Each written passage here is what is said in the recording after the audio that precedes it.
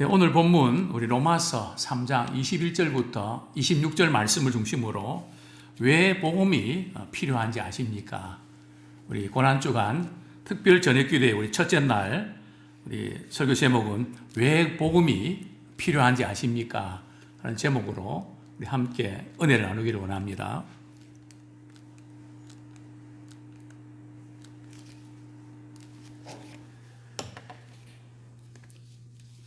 제가 목회하면서 자주 사용하는 그런 어록이라고 할까요? 그 어록집을 좀 한번 만들어야 되겠다는 그런 생각을 하게 됐습니다.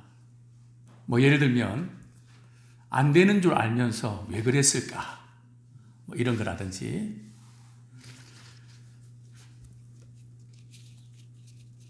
사람의 그 방황은 하나님을 만나면 끝이 나지만 신앙의 방황은 예수님을 만나면 끝이 난다. 이런 부분들.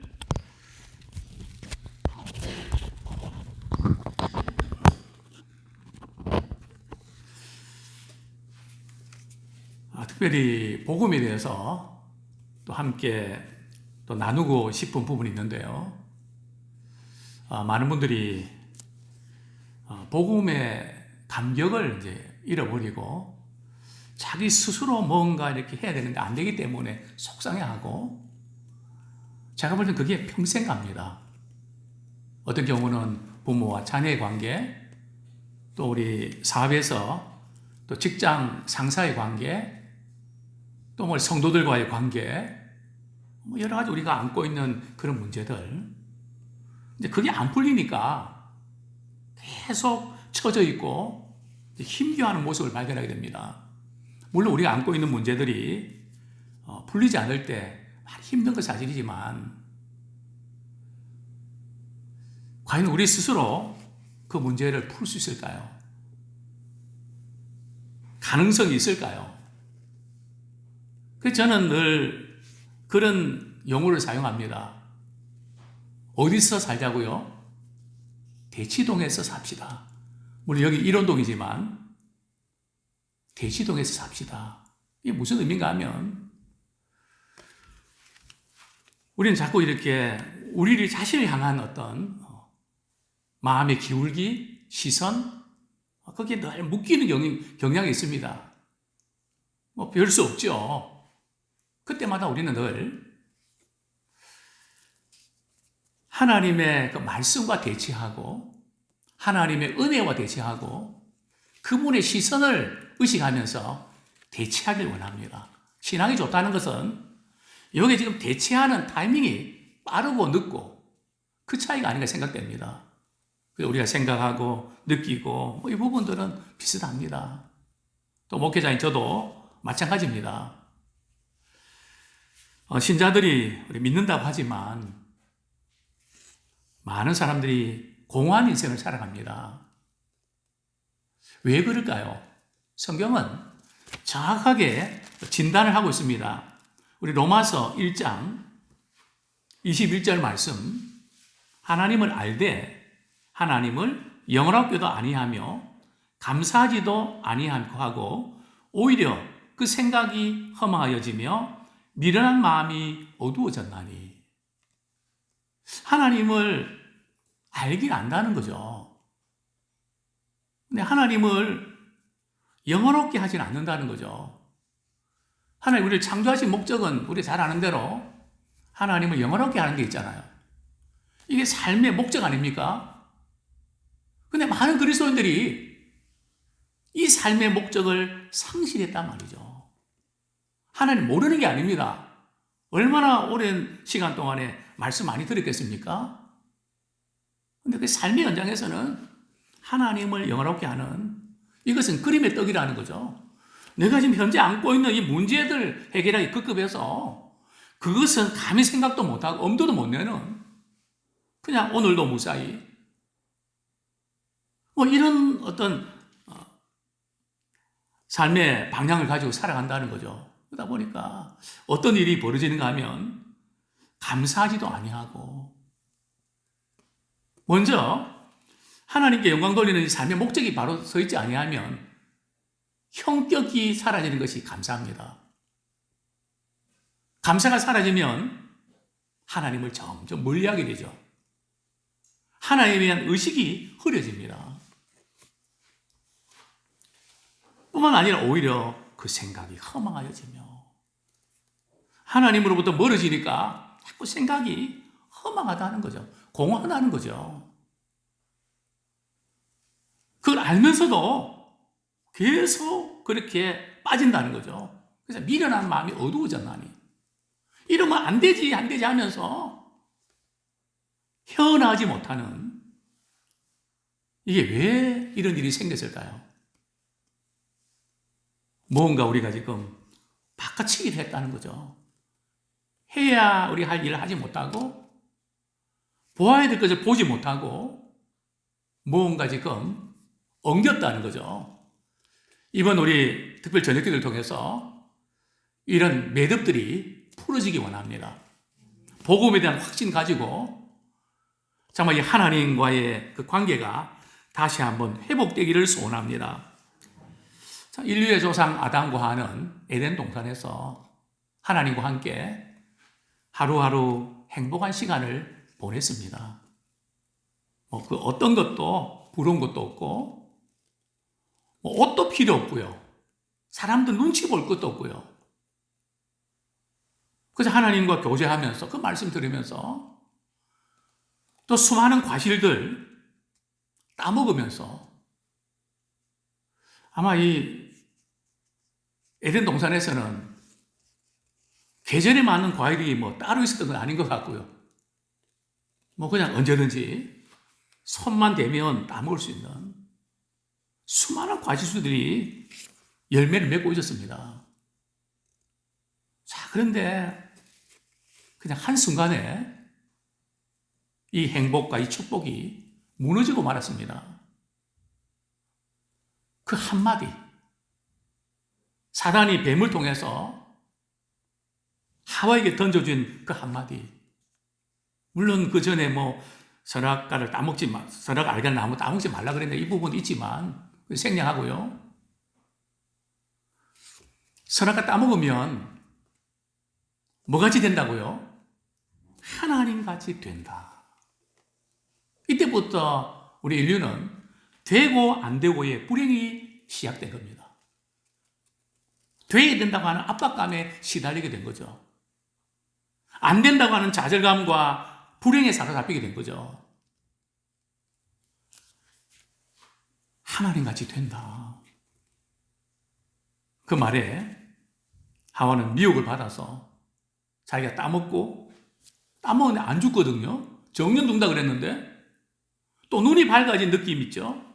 그 남편한테 주고 아담에게 주고, 그래서 문제가 생기지 않았습니까? 이 하나님같이 된다. 누가요? 내 자신이 하나님같이 될 수 있다. 근데 정말 하나님같이 됐나요? 따먹고 나니까? 자기 주장, 자기 생각, 이게 강해진 건 사실인데 누구의 종이 됩니까? 사탄의 종이 된다는 거죠. 그래서 이 죄가 뭘까요? 그 근본적인 원인이 바로 죄라고 했는데 오늘 성경은 이렇게 말씀합니다. 로마서 3장 22절 말씀 같이 한번 읽겠습니다. 시작. 곧 예수 그리스도를 믿음으로 말미암아 모든 믿는 자에게 미치는 하나님의 의니 차별이 없느니 23절 모든 사람이 죄를 범하였음에 하나님의 영광이 이르지 못하더니. 우리는 이 죄의 근원, 고구마를 일으키면 그냥 그 뿌리채 올라오는 그 죄의 근원을 봐야 되는데 그 죄가 뭔가 하면 삶의 목적 상실이 죄입니다. 삶의 목적이 뭡니까? 하나님의 영광에 도달하는 것이 우리 그리스도의 삶의 목표입니다. 공부하는 것도, 돈을 버는 것도, 우리의 자녀를 키우는 것도, 교회 생활하는 것도, 봉사하는 것도 하나님의 영광을 위한 그분과 링크가 걸려 있어야 됩니다. 우리 인생은 어디 링크가 걸려 있나요?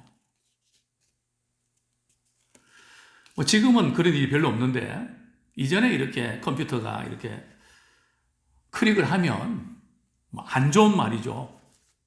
그런 장면들이 얼마나 클릭이 되면서 막 연달아 팍팍 터지는지 얼마 제가 놀랐는지 눈을 감고 그거 지운다고. 참 우리는 어디 링크가 걸려 있고 어디를 클릭합니까? 인생은 클릭에 달려 있습니다. 우리는 하나님께 링크가 걸려 있기를 원합니다. 성경 말씀합니다. 구원을 그 사람이 받았는지 안 받았는지 알 수 있는 표가 뭐냐? 간단합니다. 여러 가지 있겠지만 구원의 표, 우리의 선한 양심이 누구를 찾아간다고요? 하나님을 향하여 찾아갑니다. 그게 구원의 표입니다. 왜냐하면 하나님의 특별한 사랑과 은혜를 받은 사람은 사랑하는 그분, 나를 죽을 죄에서 구원해 주신 그분을 찾아가게 되어 있습니다.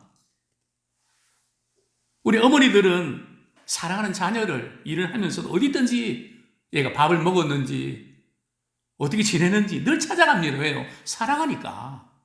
사랑의 관계는 찾아가는 겁니다. 방금 만나놓고도 보고 싶어 죽겠다고. 왜 그렇습니까? 사랑하니까. 주님과 우리 관계도 마찬가지입니다. 그래서 늘 우리는 주님을 찾고 주님을 찾는 것이 예배를 통해서 주님을 만나는 거 아닙니까? 그래서 우리 인생에 예배가 최고로 중요하지 않습니까? 정말 이 중요한 부분, 죄는 하나님의 영광에 이르지 못하게 만드는 것이다. 이 하나님의 영광에 이르지 못하는 결정타가 뭔가 하면 자기 힘으로 뭔가 의로워지려고 하고 자기 힘으로 능력을 인정받고 싶고 스스로의 노력으로 뭔가 하려고 하는 유대인들이 그랬거든요. 율법을 지켜서 나 의롭다 여김을 받기를 원했습니다. 근데 그게 되나요? 우리 의지로 말씀에 순종할 필요가 없다는 게 아닙니다. 어프로치를 바로 해야 된다는 거죠. 우리가 율법을 지키려고 우리의 의지로 아무리 애를 써도 안 된다는 거죠. 그래서 성경은 이렇게 말씀합니다. 3장 20절, 21절 같이 한번 읽겠습니다. 시작. 20절부터 21절까지 시작. 그러므로 율법의 행위로 그의 앞에 의롭다 하심을 얻을 육체가 없나니 율법은 죄를 깨달음이라. 이제는 율법 외에 하나님의 한 의가 나타났으니 율법과 선지자들에게 증거를 받은 것이라. 율법의 행위로 오늘 말하면 우리가 말씀에 순종해서 하나님 앞에 의롭다 하심을 얻을 육체가 없다는 거죠. 이것은 그러면 뭐 말씀에 순종할 필요가 없겠네. 그게 아니고요. 우리가 하나님 앞에 의로워지기 위해서 우리가 말씀 순종하고 우리가 애는 써야 되지만 그렇게 할 육체가 없다는 거죠. 그렇다고 또 어떤 분들은 해도 이게 안 되니까 아예 그냥 포기하는 그런 의미가 아닙니다. 그래서 하나님께서 율법 외에 하나님의 한 의가 나타났다는 거죠. 그 의는 어떻게 얻을 수 있나요? 우리 22절 말씀 같이 한번 읽겠습니다. 시작. 곧 예수 그리스도를 믿음으로 말미암아 모든 믿는 자에게 미치는 하나님의 의니 차별이 없느니라. 자, 먼저 왜 우리 인간의 노력으로는 이게 안 되는가? 우리 죄는 다른 게 아니고요. 하나님으로부터 독립선언하는 것이 그 죄입니다. 그래서 제가 늘 말씀드리지 않습니까? 교회를 가까이 하면 뭐가 멀어지고요? 죄가 멀어지고 죄를 가까이 하면 교회가 멀어집니다. 틀림없습니다. 하나님을 가까이 하면 빛이 비치기 때문에 어둠이 사라지게 되어 있습니다. 그러나 어둠에 있으면 교회 간이 부담스럽습니다. 하나님 낯을 대해야 되니까. 아담 하와가 선악과 따먹고 하나님 낯을 피하지 않습니까? 부담되니까요. 그럴 수밖에 없죠. 왜 우리 인간이 하나님과의 관계가 회복되지 아니하면 안 되는가? 그래서 우리가 복음이 필요한데,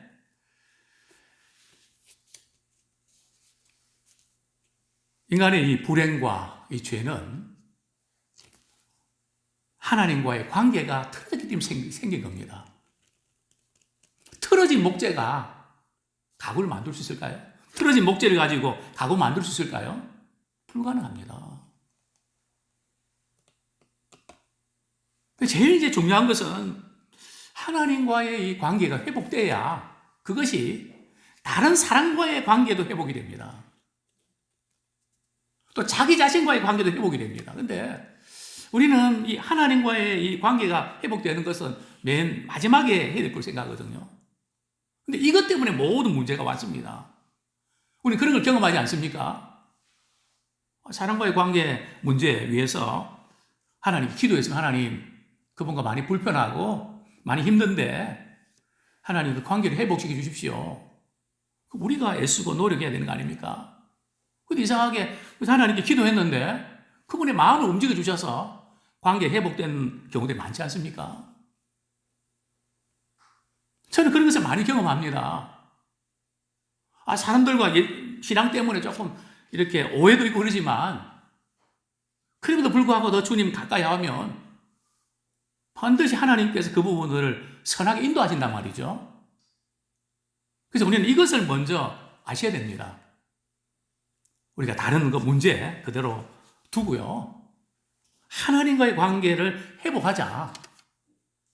하나님과의 회복이 될 때에 다른 문제는 같이 풀어지기도 하고 또 안 풀어진다 하더라도 하나님과의 관계가 회복되면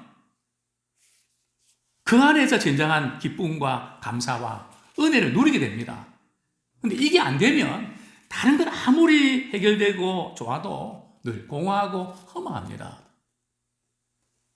그래서 오늘 하나님께서 하나님의 의를 우리에게 주셨는데요.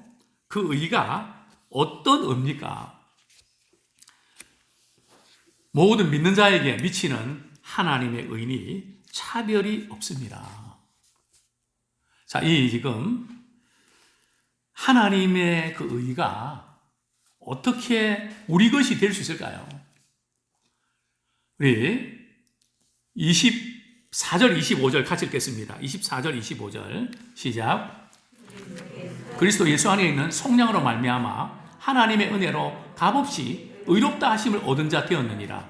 이 예수를 하나님이 그의 피로써 믿음으로 말미암는 화목제물로 세우셨으니 이는 하나님께서 길이 참으시는 중에 전에 지은 죄를 강가심으로 자기의 의로우심을 나타내려 하심이니. 이 세상의 모든 문제들은 어떤 정치인들 또 뭐 어떤 조직이나 무슨 제도로 근본적인 해결될 수가 없습니다. 왜냐하면 인간이 부패하고 타락했기 때문에 누가 거기 앉아도 정도의 차이가 있을 뿐이지 자기 욕심대로 살아가기가 쉽기 때문에 그렇습니다.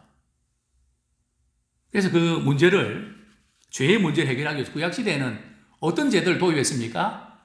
제사 제도를 도입을 했죠. 구약시대의 그 제사.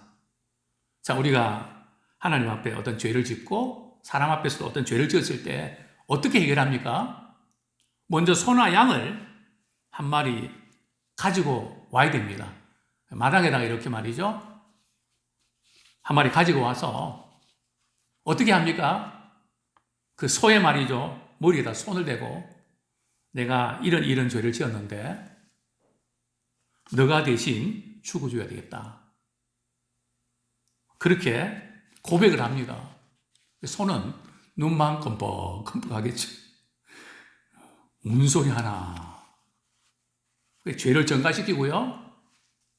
그 다음에 어떻게 합니까? 소를 잡아야죠. 누가 잡습니까? 제사장이 잡는다. 죄를 지은 사람이 잡는다. 부족간의 사람이 잡아준다. 몇 번입니까? 제사장이 잡아줍니까? 아닙니다. 죄를 지은 우리 자신이 잡아야 됩니다. 어디 소 잡을 줄 아시나요? 저는 소는 한 번도 못 잡았습니다. 물론 닭을 한 마리 잡다가 부삽으로 잡다가 실패한 적이 있습니다. 이것도 어렵더라고요. 그 소가 말이죠. 피를 주고 갈 때 우리는 어떤 생각이 들까요? 또 키운 소라면 더욱이 내가 그 죄를 짓지 말아야 되는데 죄를 지어서 이 소가 대신 죽는구나. 그리고 제사장이 피를 뿌립니다. 우리 히브리서 우리 9장 21절 22절 보면 이제 언약을 맺을 때 모세가 백성들에게 피를 뿌립니다. 이것은 바로 이렇게 예수의 보혈로 우리의 죄가 사함 받는 것을 예표하는 것이죠. 죽음이 없이는 사랑의 하나님이시지만 죄를 무효화시킬 수 없습니다. 그래서 예수님께서 성찬식을 통해서 또 십자가 사건을 통해서 내 잔을 마시는 자는 내 피를 마시는 거다. 언약의 피라고 말씀하셨죠. 그래서 반드시 죄 문제가 해결되기 위해서는 죽어야 됩니다. 이 죽음을 통해서 우리에게 주시는 그 의, 예수님의 죽으심을 통해서 얻는 의가 바로 하나님의 의입니다. 우리 갈라디아서 3장 13절, 우리 잘 아는 본문인데요. 갈라디아서 3장 13절 한번 보겠습니다. 우리 이 말씀을 우리가 잘 알고 있지만 같이 한번 읽겠습니다. 시작. 그리스도께서 우리를 위하여 저주를 받은 바 되사 율법의 저주에서 우리를 속량하셨으니 기록된 바 나무에 달린 자마다 저주 아래에 있는 자라 하였으며 14절. 이는 그리스도 예수 안에서 아브라함의 복이 이방인에게 미치게 하고 또 우리로 하여금 믿음으로 말미암아 성령의 약속을 받게 하려 함이라. 즉 우리가 지은 죄 때문에 우리는 저주를 받아야만 했습니다. 그 저주는 죽음이었습니다. 또 율법은 죄의 싹은 사망이라고 말씀하고 있습니다. 그런데 그 죄에 대한 대가를 예수님이 대신 지시면서 대신 저주를 당하시면서 우리에게는 아브라함의 복이 우리에게 미쳤죠. 자, 여기서 우리가 한번 짚고 넘어가야 될 부분들이 우리가 주님 앞에서 우리 잘못한 죄를 회개했습니다. 주님께서 용서해 주셨습니다. 그런데 우리가 어떤 어려움들 겪을 때 죄의 대가로 형벌을 받는 걸까요?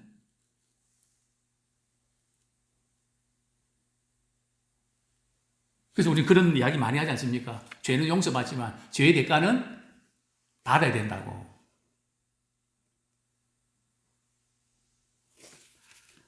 그 말씀 우리가 어떻게 받아들여야 되나요? 그래서 많은 그리스도인들이 여전히 정죄의식에 사로잡혀 있습니다. 뭘 우리가 죄를 지을 때 우리가 책임을 지는 그런 영역이 분명히 있습니다. 돈에 대한 어떤 부분들은 또 해결해야 될 부분도 있고요. 또 잘못된 용서를 구해야 될 부분도 있고. 그런데 하나님께서 죄를 지어서 형벌을 주시나요?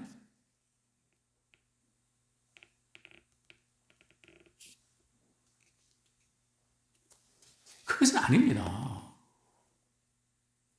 왜냐하면 죄의 형벌은 누가 받으셨습니까? 예수님이 받지 않으셨습니까? 그러면 죄 형벌 안 받으니까 뭐 죄주 되겠네. 그쪽으로 또 머리 돌리면 또 안 되죠. 주님을 사랑하면 그럴 수가 없다고 로마서는 말씀하고 있습니다. 왜냐하면 이 죄의 형벌을 주님이 당하셨잖아요. 그런데 우리가 잘못해서 죄를 짓잖아요. 우리는 그것을 죄의 형벌로 받아들이면 안 되고요. 주님의 십자가의 사랑 용서함 받았는데, 생명까지 주셨는데, 우리 그 부분을 회개하며 돌이켜야죠. 이걸 자꾸 우리가 형벌로 받아들이면 그리스도를 역시 정죄의식에 사로잡힌다는 거죠. 성경은 말씀합니다. 21절, 이제는 율법 외에 하나님의 한 의가 나타나서 원문에 보면 걸어나가 있습니다. 앞에는 뭐 잘못하면 율법 외에 순종 안 해서 그렇다. 그렇게 늘 받아들였는데, 그러나 이제는 또 로마서 8장 1절에 보면 그리스도 예수 안에 있는 자에게는 결코 정죄함이 없다. 이제는. 적어도 우리는 우리 죄를 지어서 형벌 받는다는 그런 정죄의식에서 자유함을 얻습니다. 자, 오늘 본문 우리 3장 24절에 보면 그리스도 예수 안에 있는 속량으로 말미암아 이게 어떻게 가능했냐? 하나님의 은혜로 값없이 의롭다 하심을 얻은 자 되었다. 자, 이게 보면 속량이란 말이 구속이란 단어와 같은 건데요. 노예를 살 때 사용하는 단어입니다. 죄의 노예가 된 우리를 예수님께서 피값으로 대신 사셨습니다. 그래서 죄와 사탄과 율법과 죽음의 노예 상태에서 해방시켜 주셨습니다. 하나님께서는 엄청난 대가를 지불하시고 우리를 하나님의 자연으로 삼아주신 거죠. 근데 우리는 믿음으로 의롭다함을 여겼다는 이 부분을 우리는 상당히 가볍게 생각하는 경향이 있습니다. 그게 아니거든요. 믿음으로 의롭다함을 받았다. 이것이 너무 쉽게, 너무 간단하게 생각하는 경향이 있습니다. 그러면 그 은혜를 알지 못하거든요. 사람은 대가를 치르고 돈을 지불해야 가치를 납니다. 근데 값없이 은혜로 받았다 그러니까 이게 값없는 것을 여긴다는 거죠. 그래서 오늘 성경은 이렇게 그런 오해를 가질까봐 24절에 보면 은혜로 의롭다 하심을 얻은 자 되었으니라. 그러니까 은혜로 의롭다 받았대. 나는 의로운 자가 됐어. 그냥 공식으로 생각하고 넘길 수 있다는 거죠. 그래서 우리 25절, 26절 말씀 읽고 우리 말씀을 좀 정리하겠습니다. 시작. 이 예수를 하나님이 그의 피로써 믿음으로 말미암는 화목제물로 세우셨으니 이는 하나님께서 길이 참으시는 중에 전에 지은 죄를 강가하심으로 자기의 의로우심을 나타내려 하심이니 곧 이때라 자기의 의로우심을 나타내사 자기도 의로우시며 또한 예수 믿는 자를 의롭다 하려 하심이라. 우리 하나님께서는 고민이 있으셨습니다. 하나님은 공의의 하나님 아니십니까? 죄를 지은 자는 죄의 대가를 지불하도록 공의를 시행하게 됩니다. 그러나 그분은 사랑이 하나님이시기 때문에 또 죄의 형벌을 가해야 되는데 우리 사람에게 가지 않으셨습니다. 그래서 방법이 뭡니까? 독생자 예수 그리스도를 보내주신 거죠. 우리 하나님은 공의로우셔야 됩니다. 그래, 내가 참고 그냥 죄 없다고 내가 여겨줄게. 이래 버리면 안 된다는 거죠. 하나님은 공의로우시기 때문에 철저하게 그분의 공의를 나타내야 됩니다. 어떻게 해요? 자기 아들까지도 죄 때문에 십자가에 못 박는 그 공의를 시행하셨다는 거죠. 그래서 하나님 자신이 의로움을 나타내시고 그리고 예수 믿는 사람들을 의롭다고 여겨주신 것입니다. 자, 그래서 우리 한 가지 좀 짚고 넘어야 될 부분들은 하나님께 길이 참으시는 중에 전에 지은 죄를 강가심으로. 무슨 뜻입니까? 우리가 예수 믿고 죄사함 받으면 우리 하나님이 우리 의롭다고 여겨주십니다. 저는 지금 이 말씀이 제가 참 이렇게 여러 가지 고통, 방황 이런 어떤 많은 것들로 너무 많이 시달렸기 때문에 하나님이 나를 의롭다고 여겨주셨다 이 사실이 말이죠. 정말 감격이고 기쁨이고 정말 그 기쁨이 제 경우는 처음 이제 이 은혜를 깨달을 때 한 1년 갔습니다. 맨날 이것 때문에 울었습니다. 만왕의 왕 내 주께서 왜 고통 당하셨나? 이 벌레 같은 날 위해서 나를 구원하시기 위해서 이 몸밖에 없어 주님께 이 몸 바칩니다. 그 과정이 정말 치열했습니다. 근데 그런 가운데서 하나님이 예수님을 믿음으로 의롭다 이걸 받았다. 얼마나 감격이고 뭔가 떨어져 나가는 그런 경험을 하게 됐는데요.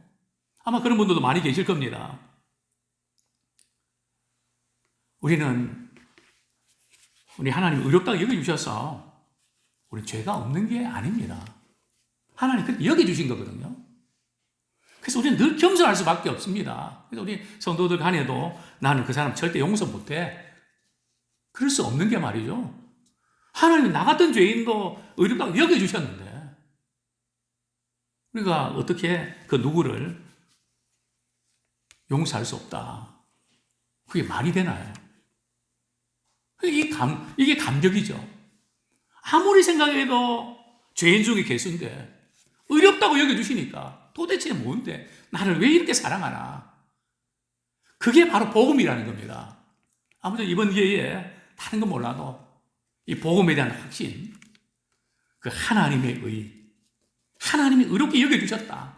또 우리 어떤 상황에 있을 때마다 우리는 하나님과 연결시키고 링크를 걸고 바른 관계를 회복하기 원합니다. 그러면 그 안에서 다른 부분들이 말이죠. 풀어지는 것을 경험하게 됩니다. 우리는 근원을 뿌리 뽑아야 됩니다. 바로 그것이 복음입니다. 예수 그리스도 말미암는 하나님의 의입니다.